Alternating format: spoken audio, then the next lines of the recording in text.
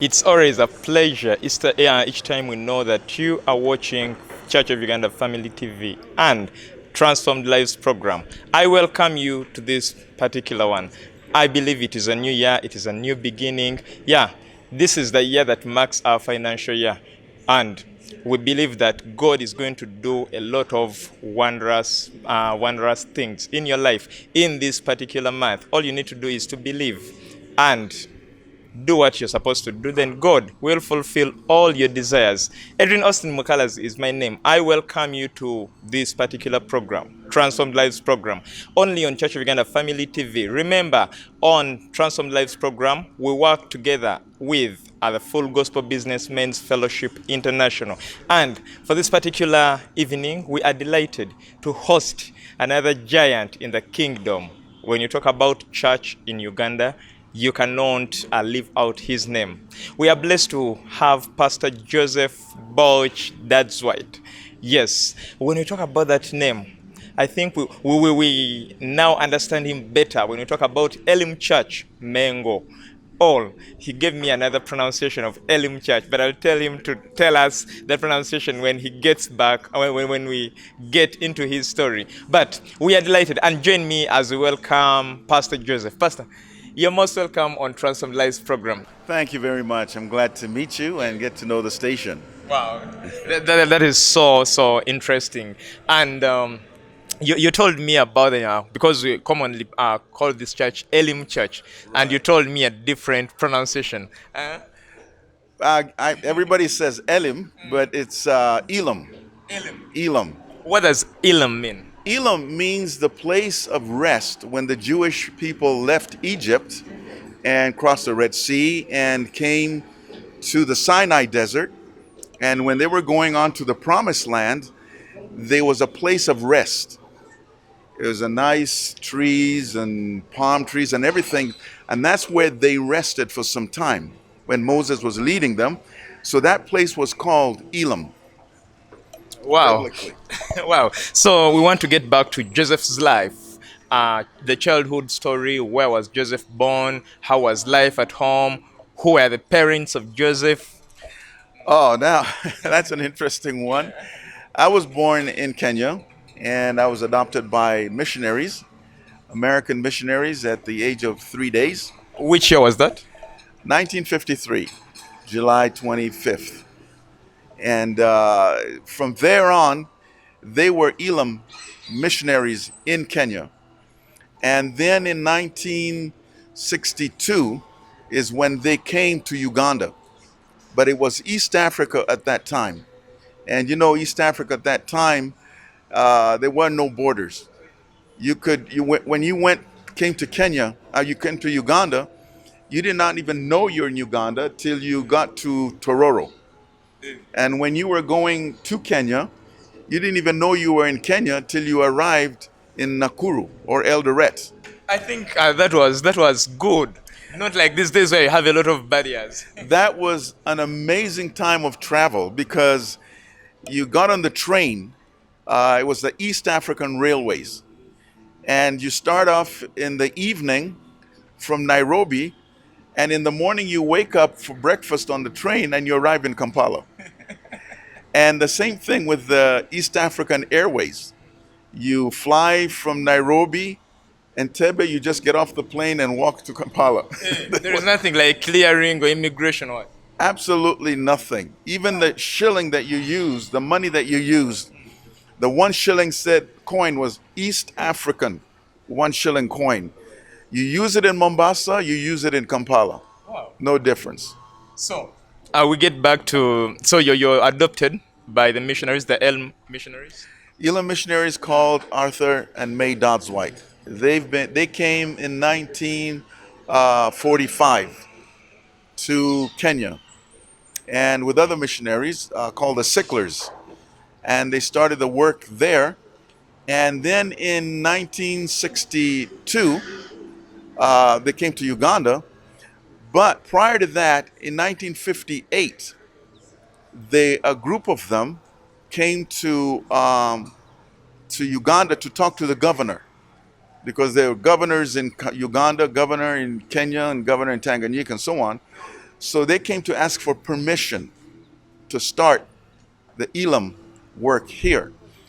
And in Uganda, Pentecostals were not allowed because they only allowed Islam, Church of Uganda, Anglican, and Catholic.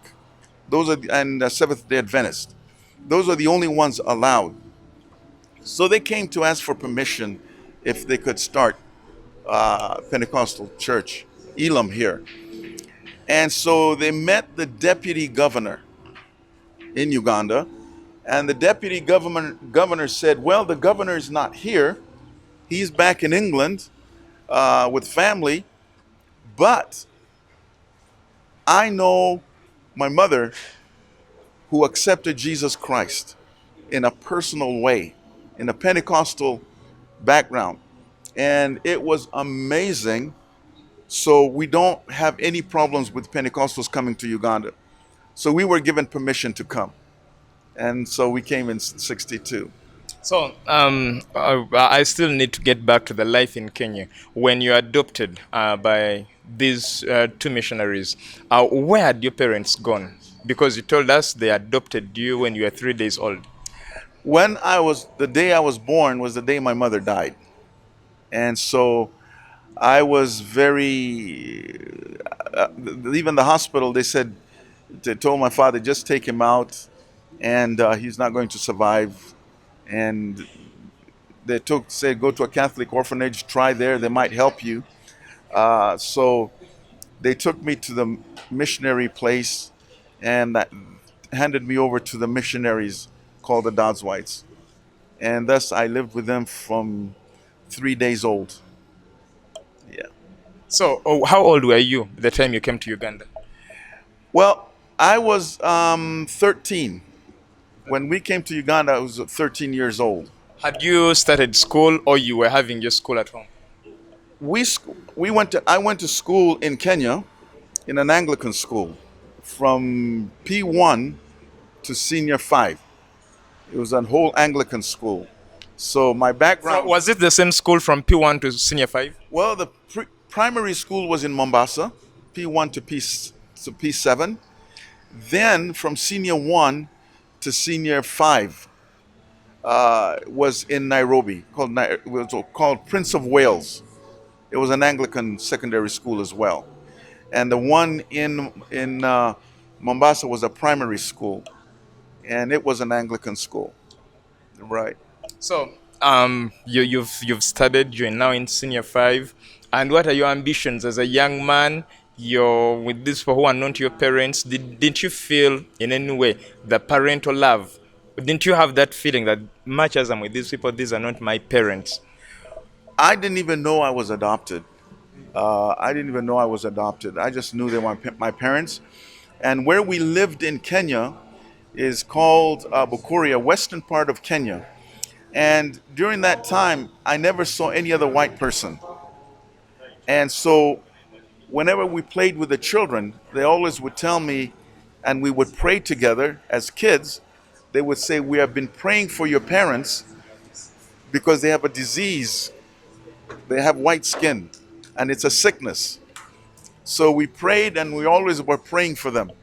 And this is my mother telling me, adopted mother, saying that later on, one day when she was giving me a bath, I said to her, I says, "Mom, we've been praying for you. All the kids are praying. Why aren't you getting healed?"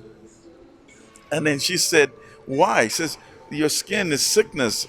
All the other kids, their parents are okay." And then my mother says, "One day you will go to a city called Nairobi and you will see many people like us." So then it was many years later that I finally found out I was adopted. Then they gave me the story. I just loved it when they said they're suffering from white skin. Yeah, that they have a disease. Because also I had a sister called Pixie, and she was adopted from the British soldiers. They had left the child on the doorstep of my parents, and they had adopted her. She was about maybe I'd say a year, 2 years older than me, but she was my sister. So I included her as one of those who was sick. And she believed it. So you are the only one who wasn't sick in I the was the only family. normal person in the family. This is so interesting. Are they still alive? Oh. Yeah, no, my mother passed away in 82. Uh, no, in 84. And Pixie, the parents came and took her.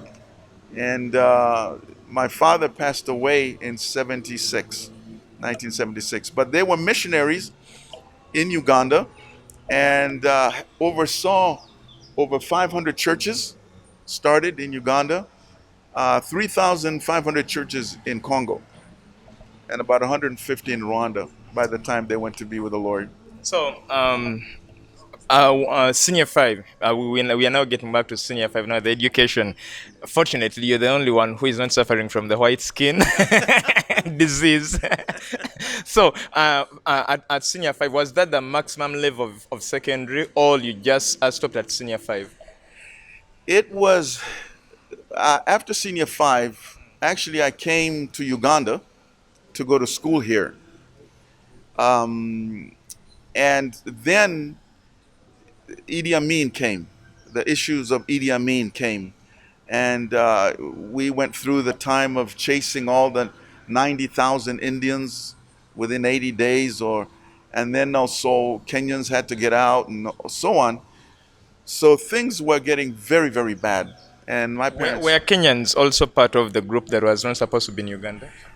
I thought it was only Indians. No, it was even Kenyans had to leave. And so life became very difficult for them. And life was difficult for everybody. But we were here when the Asians were packing up. And my parents also had to leave. They weren't sure because it was advertised on the news time. The following churches are closed. And Elam was number 2 to be closed. And so they had Which to. church? Which other church was closed? I don't know the first one, but I remember they said Elam because when they said Elam, I ran quickly upstairs to tell my dad, Elam is closed. And so my dad said, then they realized they were illegally in the country. But they chose saying the Lord will tell us when to leave. And when they felt it was time to leave because the soldiers came and wanted to arrest them. But they had left when they felt the Lord telling them to leave. And the day they left is when the intelligence officers came because they were accused of being like CIA agents. And they left just in time and went to Nairobi. But I remained. So, in whose hands were you remaining? Because you're not yet independent. No, I was not. The reason I remained, by that time I was 17. And the Indians were selling all their things, and we had some Indian friends, and they sold a car for $200. It was the Peugeot. No, I believe if it was now, and my producer was he would have bought one for himself as well. oh, you know how young people we are. We like to do things that we don't think. We're not thinking. So you were staying back to buy this pigeon at $200. I didn't want to fly out because this car, I felt I need to drive it back to Kenya. But what happened was that the night that I saw some people being killed. That time, life was so cheap. People were just being killed. You cannot imagine this was Uganda. Young people have no idea how Uganda was. So I knew it was dangerous.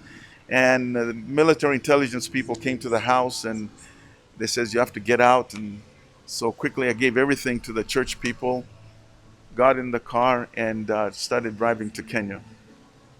Yeah. So you go back to Kenya.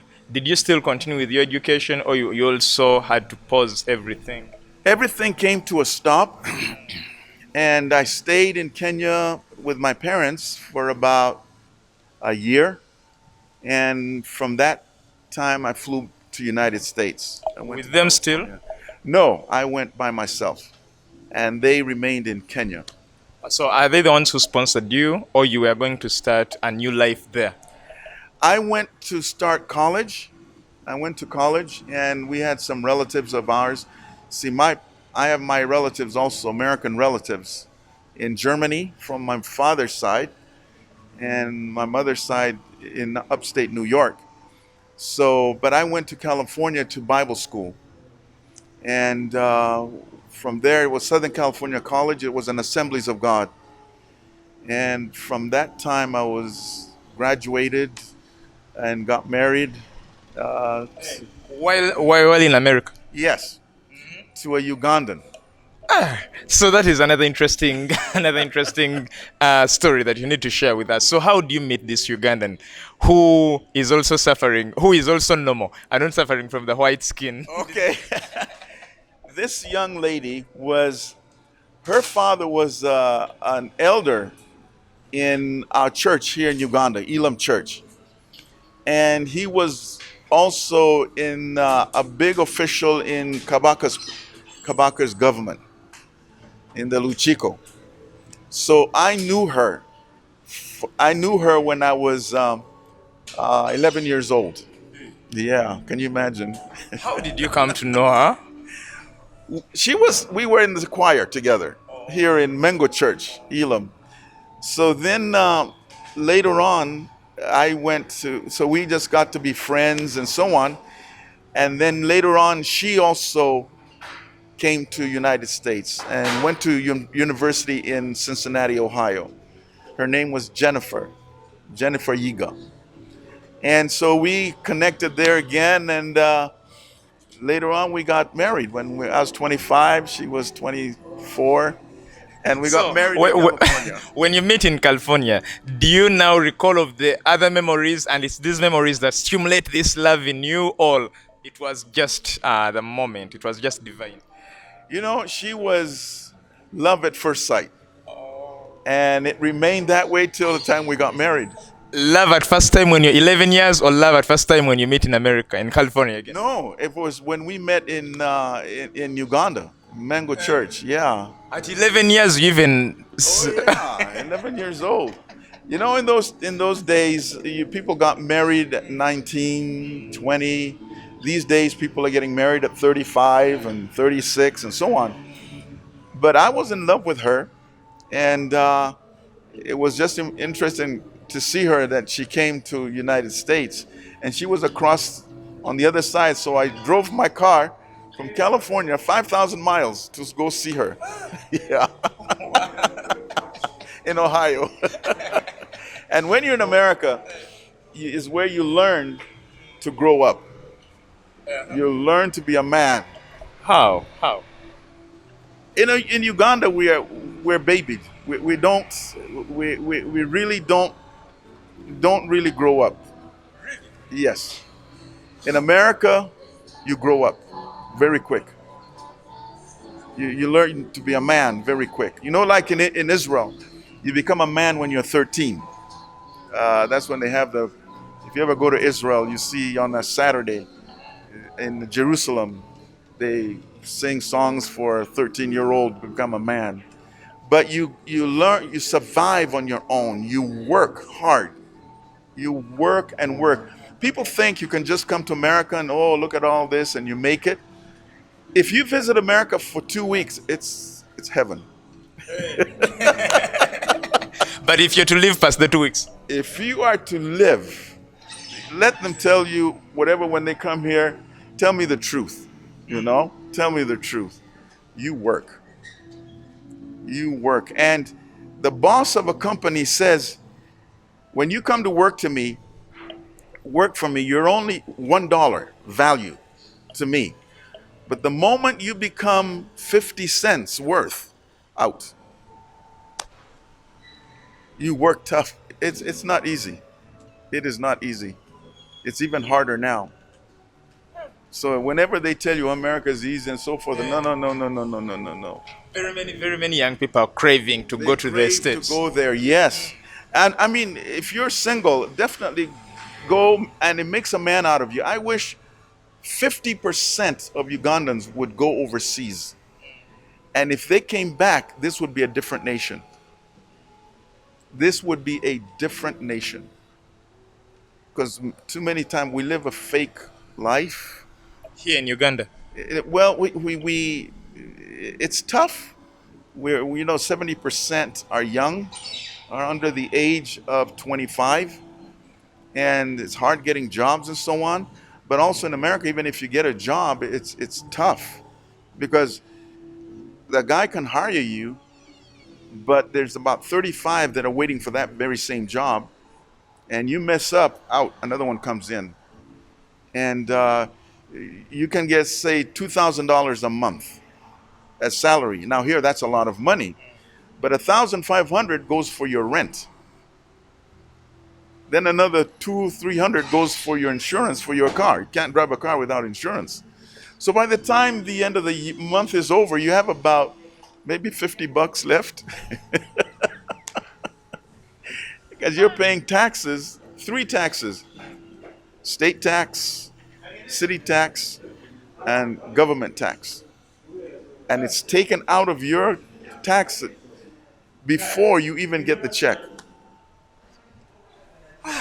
Wow, I believe someone watching us this evening who has been craving to go to the States is learning something out of what you're saying. And because very many people really want to go, people have dreams. My dream is to go and stay in the US forever. I wouldn't do that. You can work for a company for the next 35 years, but all you do, you work. If you're in the ministry and you want to serve God, it's very difficult because all you are is a machine. You work, after 35 years, out, another one takes over.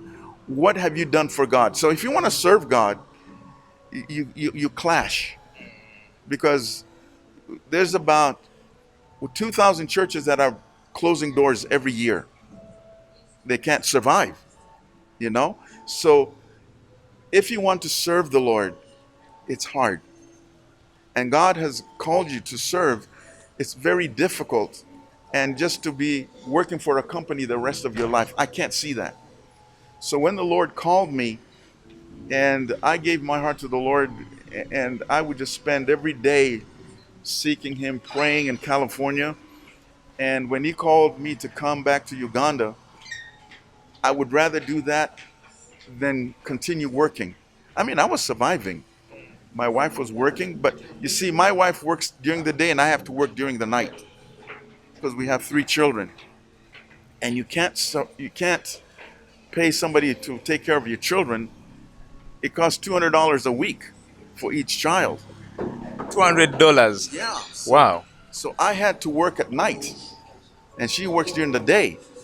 She hands me the children during the day, and she goes to work. She comes back from work.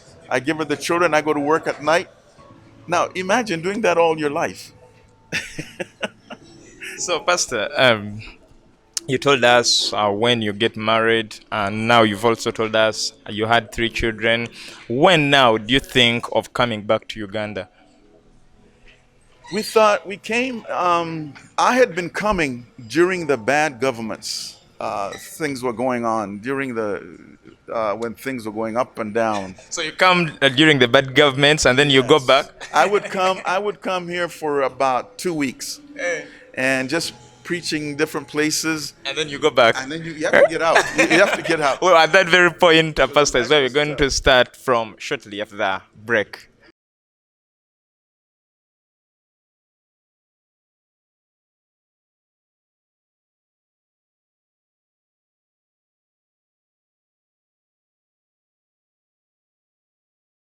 This is the Transformed Lives program only on Church of Uganda Family TV, and we partner with the Full Gospel Businessmen's Fellowship International.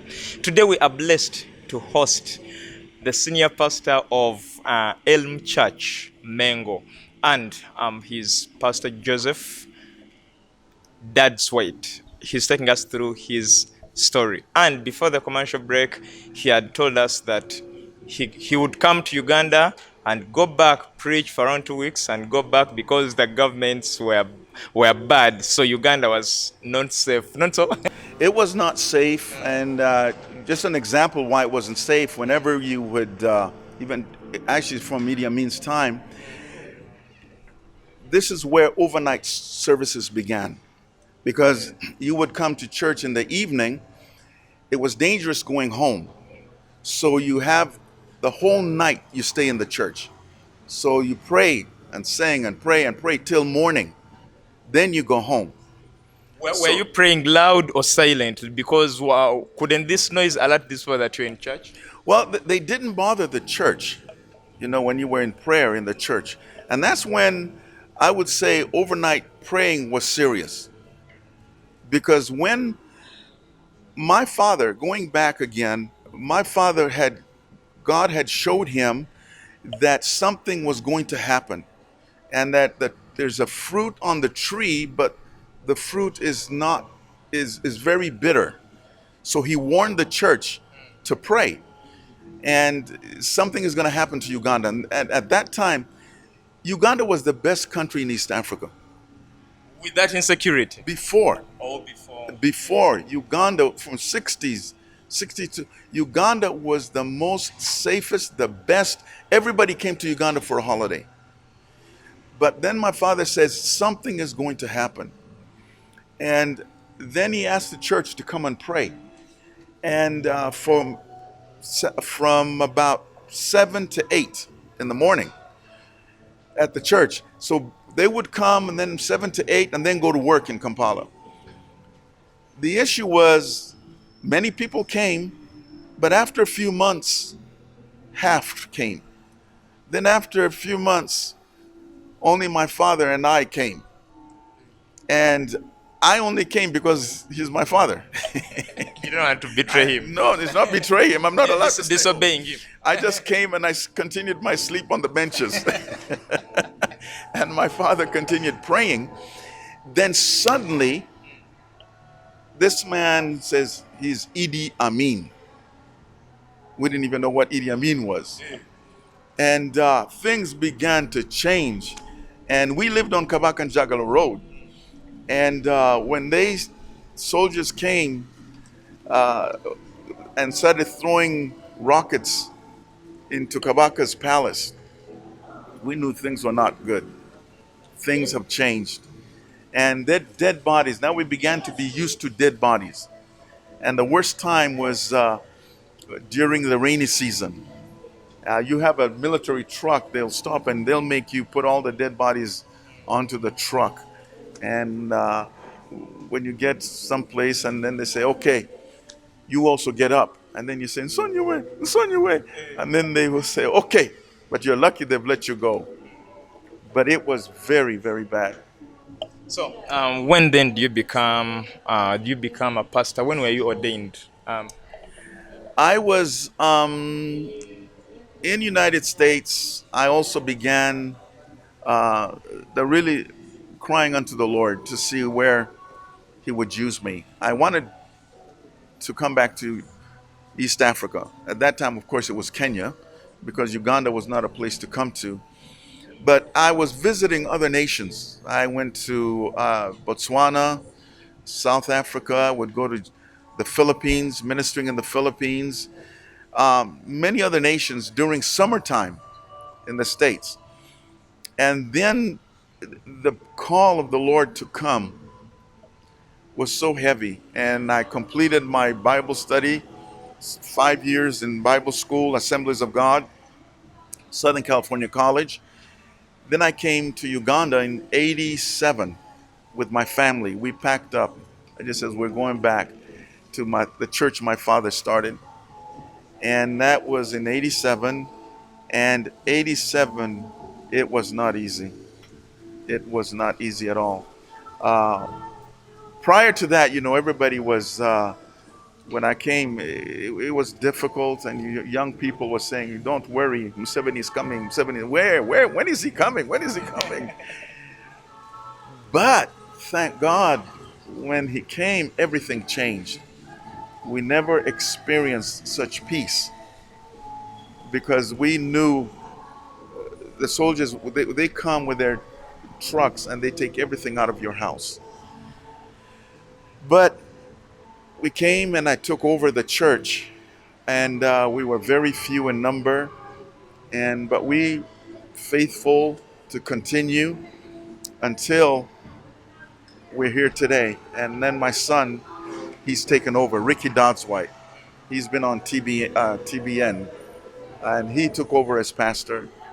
And so I now visit all the other Elam churches, and also we have Eagle's Nest churches as well that we visit.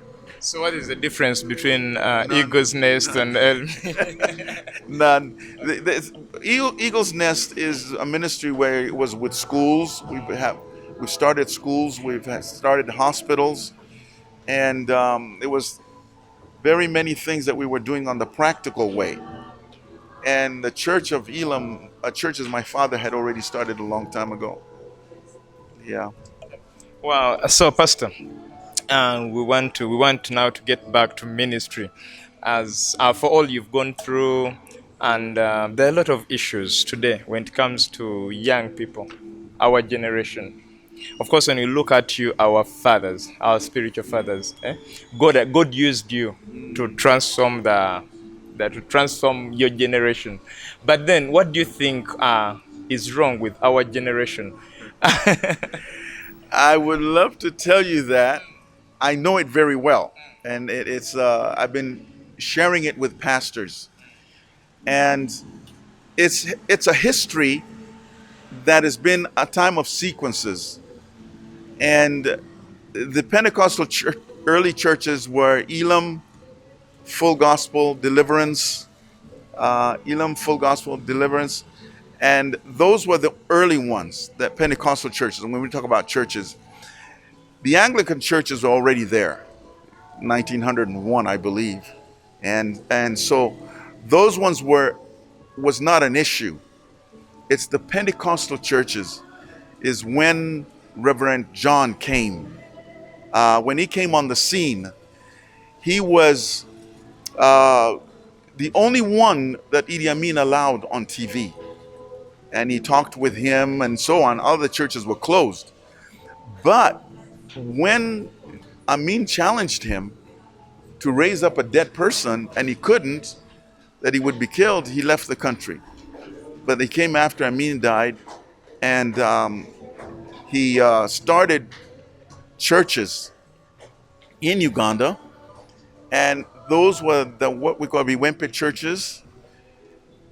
Later on, I had met an Anglican who was a refugee in Ghana, and he told me, "Do you know who that Reverend John is?" And I says, "Yeah, he's a pastor. He's so on." He says, "No, no."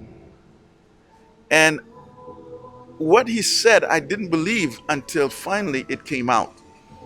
When he died, body was escorted to Ghana by certain pastors in Uganda.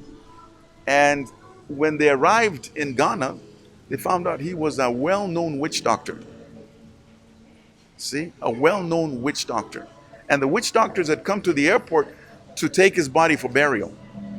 Now, if that is the kind of person who started churches here in Uganda, what kind of base is that? It's a very weak base. And it's a base that's really not teaching the word. And so when we say this Pentecostal and the early Pentecostal, there's a big difference. Very big difference. Because this one was not. And the earlier one was biblical based. Just like the Anglicans, biblically based. So whether this one comes or that one goes, the Bible is their center. So this caused a lot of commotion, where we're having the repercussions today. And the only one continuing of Reverend John is Kakande. You go to his church, you will see the picture of Reverend John. He's the one who still looks up to him. But this actually historically is the problem with what we would call Pentecostal churches, because it's based on that one, but that's not the true Pentecostal. And it has caused nothing but chaos, because you're having pastors who don't know scripture. They never They don't go to Bible school. They just begin out of, I have personality. I can sing good. I can speak well. And I can say, you come here, you'll touch, you'll be healed, you'll be healed. You know, in the Bible, the scripture from Isaiah to the time of Jesus, 800 years, there was no miracles. He said, go according to scriptures. In the Bible, you gave a prophecy and it did not come true. You were killed. So you be careful when you give a prophecy. You make sure it's coming from God. But today, people misuse these kind of things. They misuse this healing issue. Yes, God heals. He does it. But it's not a thing that you control. You don't control it. It's God who controls it. So we've been reckless. You get what I'm saying? Yeah. We've been reckless to where somebody said, let me just start a church here. Let me just start a church here. And he doesn't even go to Bible school. And you question him biblically, he knows nothing. And when you have that kind of a thing, what is the sheep? You see, we have a saying that the shepherd leads sheep, but a clown entertains goats. So we have many clowns entertaining goats and few shepherds leading the sheep. We have powerful men of God who are Pentecostals, who are having churches where they're teaching the word. And like my son, Pastor Ricky of Elam Mengo Church, he went to Bible school and he's teaching Kindle now. He teaches for a whole year. He teaches pastors. And these pastors, after a year of homework, they say, oh my gosh, I really didn't know. I really didn't know. I'm embarrassed. And they have a homework for a whole year. And so now they teach. They don't entertain. This is what we like. So, Pastor, now that you're no longer in active ministry of Elim Church, how do you want to be remembered in the first place? Well, what I now am doing, I'm going around churches in the country, and we have conventions and ministering and speaking to churches, and also giving them historical backgrounds. You know, people need to know history. If you don't know history, you repeat it. You see, so I like to tell them the history of the church, where we used to be, where we are today, and where we're going. And some of the young pastors, they need to learn that. Humble themselves. Be like Joseph. Joseph was 17 when he was captured. 17 years old. And then for 38 years, he was in jail. 38 years. And then he went under Pharaoh's leadership, became number 2. It's not easy. It is not easy. It's not an overnight thing. But in those 38 years, what does the scripture say? But God was with Joseph. God was with Joseph. It's not easy ministering. It's not easy being a pastor. It takes time. And when we study the life of Joseph, we know, don't rush into it. Study the word to show thyself approved. Study the word to show thyself approved. And that's what I will say to all pastors, young pastors of today.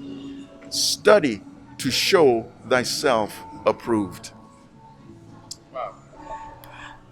Pastor, I would really love that we continue, but time may not really enable us go beyond this point. But I'm grateful. I thank God I met you, and I thank God you've shared your experience, your transformational story with us and the viewers out there. I believe your story has changed someone's life.